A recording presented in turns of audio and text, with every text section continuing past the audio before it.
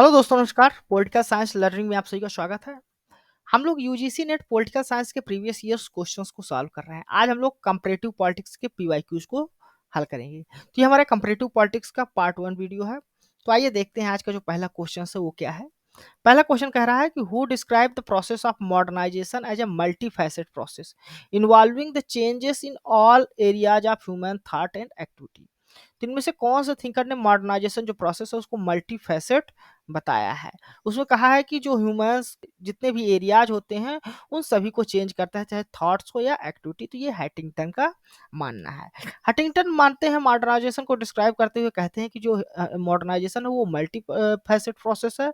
इसमें इन्वॉल्व होता है change in all areas of human thoughts and activity. Humans के थॉट और एक्टिविटी सभी को ये अफेक्ट करता है, ठीक ना, all level of humans. It bring changes in, ये जो तो चेंजेस लाता है किस किस में, साइकोलॉजिकल चेंजेस लाता है, social, political, economic, cultural, intellectual और डेमोग्राफिक, इन सभी में ये चेंजेस लाता है। इन सभी को वो प्रभावित करता है मॉडर्नाइजेशन प्रोसेस, ऐसा हंटिंगटन का मानना है। नेक्स्ट क्वेश्चन है which among the following is not include in the classifications of interest group given by Gabriel almond. तो गैब्रियल ऑलमंड ने 4 प्रकार के इंटरेस्ट ग्रुप की बात की है। तो उनमें से कौन सा इनमें ग्रुप नहीं है? तो नॉन इंस्टीट्यूशनल इंटरेस्ट ग्रुप की बात वो नहीं करते, वो इंस्टीट्यूशनल इंटरेस्ट ग्रुप की बात करते हैं। नॉन एसोसिएशनल इंटरेस्ट ग्रुप की बात करते हैं। एकोनॉमिक इंटरेस्ट ग्रुप की बात करते हैं। एसोसिएशनल इंटरेस्ट ग्रुप की बात करते हैं। तो इसमें जो नहीं करते वो बात वो नहीं क्लासिफाई करते, नॉन इंस्टीट्यूशनल इंटरेस्ट ग्रुप में। पहला नंबर आपका ऑप्शन यहाँ पर करेक्ट होगा। देख लेते हैं, नॉन इंस्टीट्यूशनल इंटरेस्ट ग्रुप आपका करेक्ट आंसर होगा। जो गैब्रियल ऑलमंड है वो 4 टाइप के इंटरेस्ट ग्रुप की बात करते हैं। वो 4 टाइप के इंटरेस्ट ग्रुप कौन कौन से हैं देख लेते हैं। इंस्टीट्यूशनल इंटरेस्ट ग्रुप है, एकोनॉमिक इंटरेस्ट ग्रुप है, एसोसिएशनल इंटरेस्ट ग्रुप है और non associational interest group. Next question है which among the following instruments of direct democracy are functional in Switzerland. तो इनमें से कौन से ऐसे इंस्ट्रूमेंट हैं जो डायरेक्ट डेमोक्रेसी के रूप में यूज किए जाते हैं स्विट्जरलैंड में? तो land says Monday, referendum, initiative और रिकॉल, ये चारों जो मेथड्स हैं वो डायरेक्ट डेमोक्रेसी के रूप में यूज किए जाते हैं स्विट्जरलैंड में। यानी आपका जो करेक्ट आंसर होगा वो ABC D चारों होगा, ठीक। तो डायरेक्ट डेमोक्रेसी स्पेशल फीचर है स्विस पॉलिटिकल सिस्टम का, ठीक ना। इसमें जो है तो इलेक्टोरेट के एक्सप्रेस करते हैं अपने ओपिनियन और डिसीजन मेकिंग प्रोसेस में वो पार्टिसिपेट करते हैं directly. Next question, which of the following is not characteristic of the modernisation process according to Huntington. Huntington के द्वारा जो मॉडर्नाइजेशन प्रोसेस बताया गया है उसके कौन से कैरेक्टरिस्टिक नहीं है, चरित्र नहीं है? पहला है it is a revolutionary process. तो मॉडर्नाइजेशन को रेवोल्यूशनरी प्रोसेस बताते हैं, सही है। It is a reversible process, reversible process नहीं है। मॉडर्नाइजेशन से पूरे हम ट्रेडिशंस की ओर नहीं वापस हो सकते, इरिवर्सिबल प्रोसेस वो बताते हैं। तो ये जो है तो उनका कैरेक्टरिस्टिक नहीं है। It is a homogenising process, तो होमोजेनाइजिंग प्रोसेस है। It is a complex process, तो कॉम्प्लेक्स प्रोसेस भी बताते हैं। तो इसमें से जो नहीं है वो बी नंबर आपका ऑप्शन, यानी ओनली बी जो है वो कैरेक्टरिस्टिक नहीं है हटिंगटन के मॉडर्नाइजेशन प्रोसेस का, ठीक ना। तो कौन कौन से कैरेक्टरिस्टिक होते हैं हटिंगटन के मॉडर्नाइजेशन प्रोसेस के, यानी जो उनके अनुसार जो बताया गया है? वो पहला है रेवोल्यूशनरी प्रोसेस बताते हैं, बात करते हैं मॉडर्नाइजेशन को। वो कहते हैं मॉडर्नाइजेशन एक कॉम्प्लेक्स प्रोसेस है, कोहेरेंट और सिस्टमेटिक प्रोसेस है, ग्लोबल प्रोसेस है, इरिवर्सिबल प्रोसेस है और प्रोग्रेसिव प्रोसेस बताते हैं। यहाँ पर 2 लिस्ट दी हुई है, एक लिस्ट में आपको बुक्स दिए हुए हैं और लिस्ट सेकंड में आपको ऑथर्स दिए हुए हैं। कौन सी बुक किस ऑथर्स की है आपको करेक्टली मैच करना है। तो पॉलिटिकल पार्टी रॉबर्ट मिसेल्स लिखते हैं, यानी आपका ए का सेकंड नंबर।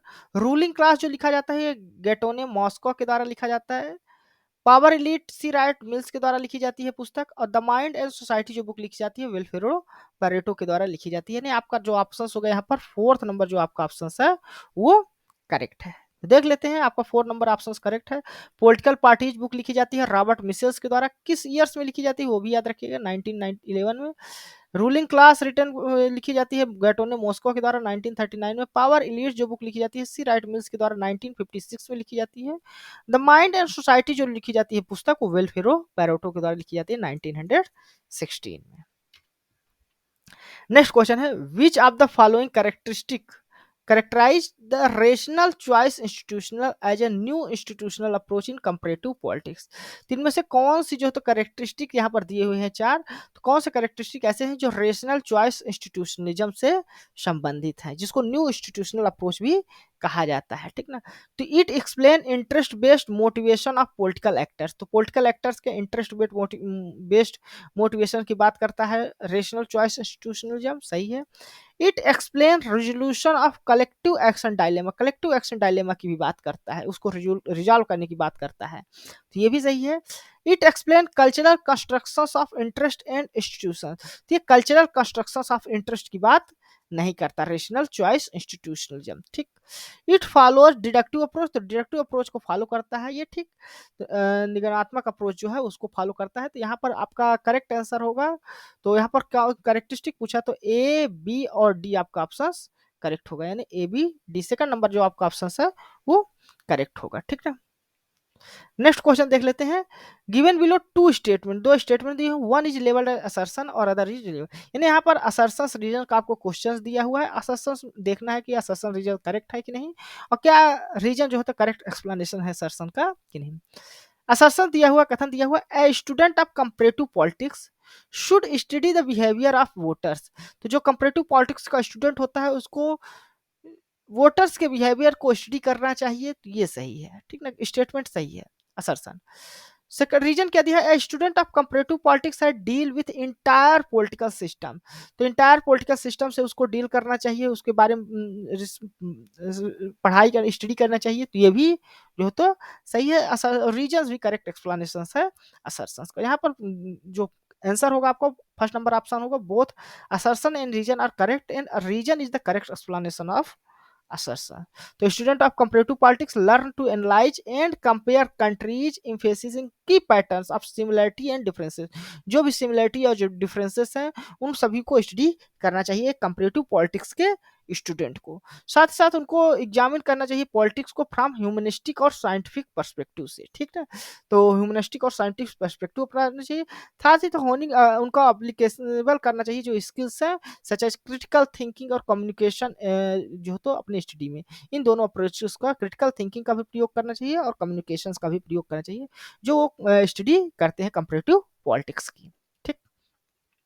नेक्स्ट क्वेश्चन है, given below are two statement, one is, यहाँ ये कि असर्शंस और रीजन का फिर एक क्वेश्चन है, देख लेते हैं। असर्शंस दिया हुआ है India as a hybrid system of government, तो इंडिया एक हाइब्रिड सिस्टम ऑफ गवर्नमेंट है, कई कंट्रीज का जो तो मिला जुला सिस्टम यहाँ पर देखा जाता है।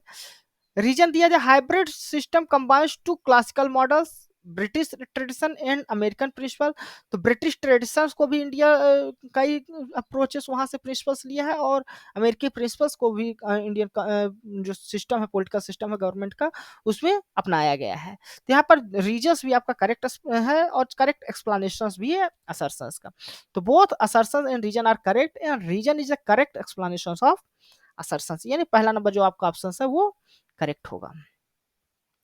देख लेते हैं जो इंडियाज गवर्नमेंट है वो हाइब्रिड सिस्टम है। हाइब्रिड सिस्टम में जो क्या होता है, दो क्लासिकल मॉडल्स यानी ब्रिटिश ट्रेडिशंस को भी अपनाया गया है इंडिया में, जैसे वहां से पार्लियामेंट्री सोवरेंटी ली गई है, कन्वेंशंस कुछ अपनाए गए हैं, साथ ही साथ अमेरिकी प्रिंसिपल्स जो है जैसे रिटन कॉन्स्टिट्यूशन है, सेपरेशन ऑफ पावर है, जुडिशियल रिव्यू है, इन सभी सिस्टम को इंडियन सिस्टम में अपनाया गया है पॉलिटिकल सिस्टम में, तो यहाँ पर हाइब्रिड सिस्टम है, ठीक। नेक्स्ट क्वेश्चन देख लेते हैं। The concept of orientation political culture involve three component of individual, जो ओरिएंटेशन का कॉन्सेप्ट है उसमें पॉलिटिकल कल्चर में तीन कंपोनेंट इंडिविजुअल्स के इन्वॉल्व होते हैं। पहला है कॉग्निटिव ओरिएंटेशन, अफेक्टिव ओरिएंटेशन और इवैल्यूएटिव ओरिएंटेशन। ये तीनों ओरिएंटेशन है, ये किसके द्वारा ये क्लासिफाई किया गया है या बताया गया है, तो ये जो है तो आलमंड एंड पावेल के द्वारा बताया गया है। तो आलमंड और पावेल जो है तो बात करते हैं कि पॉलिटिकल कल्चर में इन्वॉल्व होता है three component of individual orientation, जिसमें कॉग्निटिव ओरिएंटेशन होता है जिसमें नॉलेज को महत्व दिया जाता है, इफेक्टिव ओरिएंटेशन होता है उनके फीलिंग ऑफ अटैचमेंट, इन्वॉल्वमेंट और रिजेक्शन की बात की जाती है, इवैल्यूएटिव ओरिएंटेशन की बात की जाती है जिसमें उनके जजमेंट और ओपिनियन को ध्यान में रखा जाता है। तो ये तीन प्रकार के जो है तो पॉलिटिकल कल्चर के कंपोनेंट बताया गया है आलमंड एंड पावेल के द्वारा। नेक्स्ट क्वेश्चन है, who among the following is the author of book the idea of nationalism. जो आइडियल ऑफ नेशनलिज्म पुस्तक है, इसके ऑथर कौन है? तो इसके ऑथर है हंस कोहन। हंस कोहन जो है तो इसके ऑथर हैं, ठीक। The idea of nationalism written by Hans Kohn in 1944, 1944 में इनके द्वारा लिखी गई थी। It's history it's origin and background, ठीक। तो नेशनलिज्म के ओरिजिन और बैकग्राउंड के बारे में बात की गई है। तो धन्यवाद दोस्तों, यह वीडियो आपको कैसा लगा आप अपने कमेंट्स के माध्यम से हमें जरूर बताइए। साथ ही साथ आप हमारे इस वीडियो को लाइक करें, हमारे इस चैनल को सब्सक्राइब कर लें, ताकि जो इस तरह की आगे आने वाली वीडियोज हैं वो आपको मिल सके। धन्यवाद। Thank you.